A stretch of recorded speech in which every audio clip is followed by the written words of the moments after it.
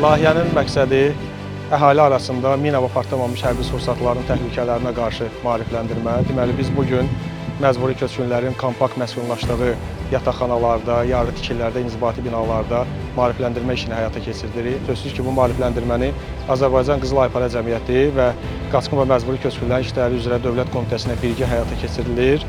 Ümumilikdə bugünə qədər 20 minə yaxın əhali maarifləndirmədə iştirak ediblər və məqsədimiz bundan da çox saya çatmaqdır və əhalini və işğaldan azad olunmuş ərazilərə köçəcək əhalini məlumatlandırmaq və gələcəkdə bu kimi halların baş verməməsinin qarşısını almaq.